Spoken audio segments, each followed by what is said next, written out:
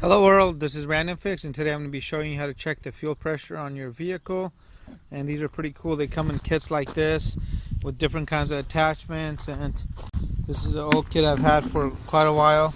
They come with different fittings. I'm going to be checking the fuel pressure on this 2004 Ford Mustang Mach 1, and I'm going to show you how to do this.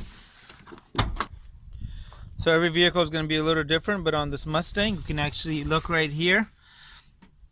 This is going to be the valve right here that we're going to want to remove.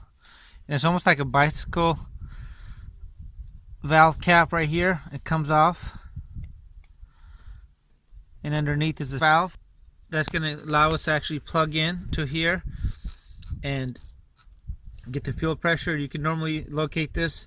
It'll be on the top upper part of your motor here. Every vehicle is going to be a little different, but on most domestic vehicles, they'll use a setup like this. On some of the European vehicles, they'll actually go ahead and hide them in different locations. And I've seen it on older vehicles where you actually have to turn a whole nut in order to access the fuel pressure rail, and you're going to have to tap into that. So check the owner's manual for your vehicle. And to make it a little easier, I'm going to remove the hood scoop on this vehicle, just so we have better access and better visibility. With that out of the way, we're going to find the correct adapter for our vehicle, which I already have attached here. And alright, so first advice, make sure you have some safety goggles and get yourself some kind of protective gloves. Something disposable preferably, because sometimes you may get a little gasoline seepage on this, and you want to try to really do this in the ventilated area as well.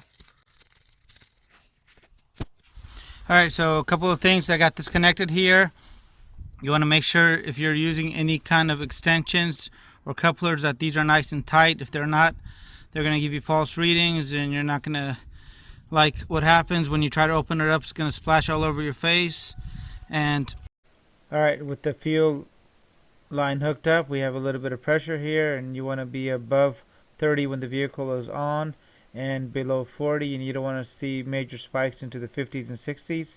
I'm going to go ahead and bungee this up so I can see it up here. I have a cutout through my hood on this Mach 1. If you don't, you want to just snake it around, and these are made out of rubber, so you can actually put them right on your windshield and won't damage the glass. Alright, so that's all mocked up and ready to go.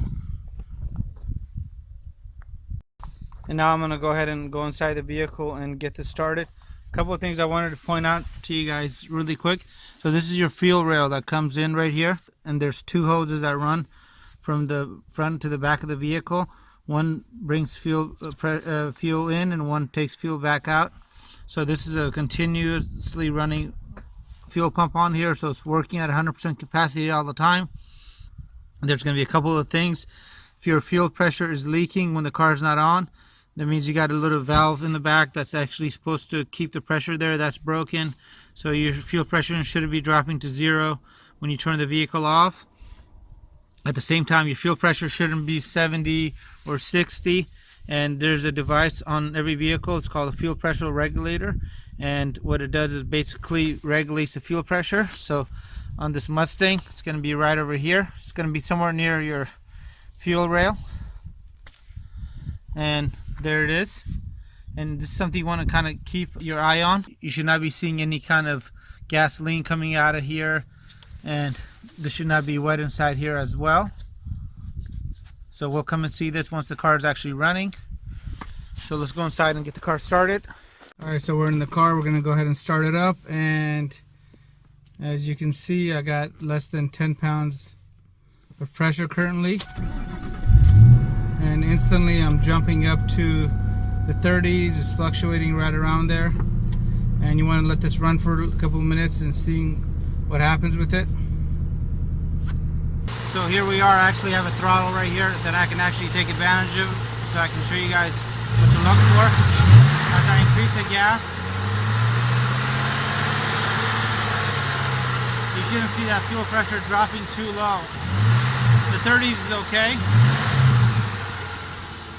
So you can hold it for 2 minutes like that and seeing what happens on here. So we got the fuel pressure gauge here, and right here on the fuel rail is going to be your fuel pressure regulator, and it works off of vacuum. So if we remove that, you should instantly see that the fuel pressure is going to be a lot higher.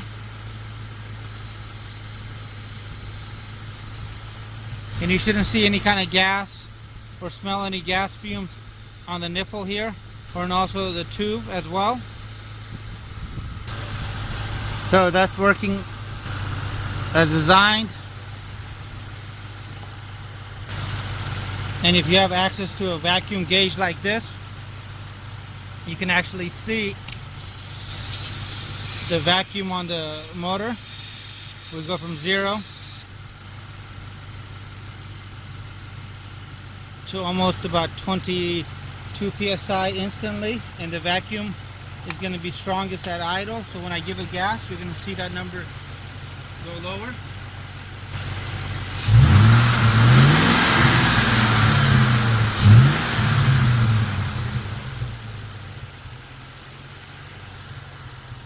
And if you have a coupler, you can do the same exact thing for the fuel pressure regulator there too.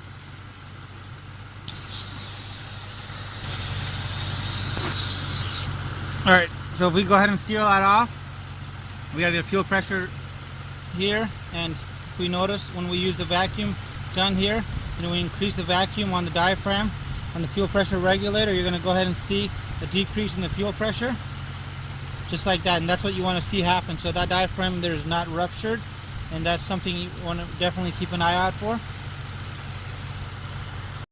And lastly, I'm going to check, see what happens with the fuel pressure when I turn the motor off.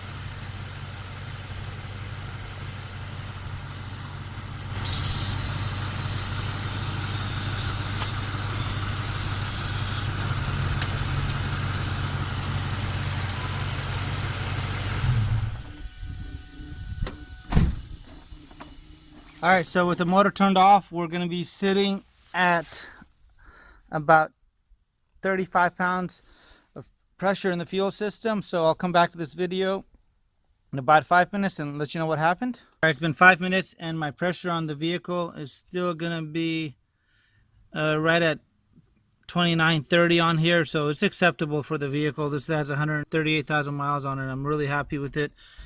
And I've already fixed a reason why I did the fuel pressure test in the first place. And what had happened was when I bought this vehicle, this car was misfiring on 7 of the cylinders, and the mechanic had told the former owner that it needed 2 new heads, and they replaced the spark plugs, the coils, the camshaft positioning sensor.